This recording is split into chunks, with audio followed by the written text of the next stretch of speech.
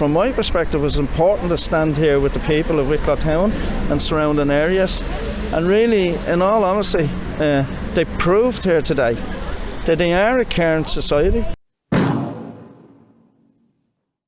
But the reality, this was to do with the Grand Hotel, Wicklow Town, and the change that's been implemented here in the last few weeks without any prior consultation with any elected members, with any of our schools, our local doctors, just consulted nobody.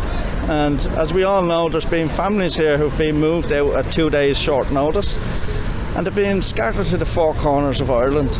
And these were families who had children, really ingrained in our community over the last 4 years. They're in the local sports clubs, they're in our schools, the education system, they're registered with doctors. Some of them are in employment because they're allowed to go into employment after 6 months. And the reality to change that policy, what seemed really in the dark of night, you've got a couple of hundred males being ferried in here on buses in the dark of night.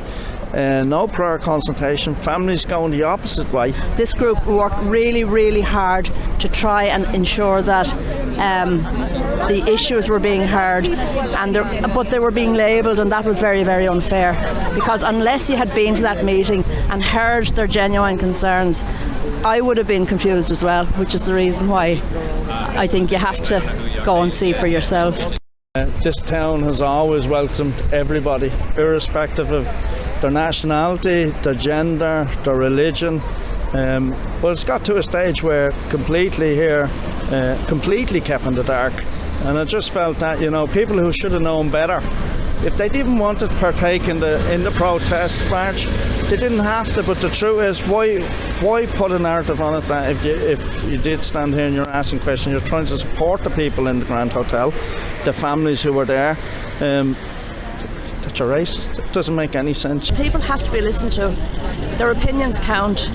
And I just hope that this leads to dialogue with other parties, such as government and ministers and IPAS, to try and get to the root of problems and to try and come up with solutions that everybody can live with.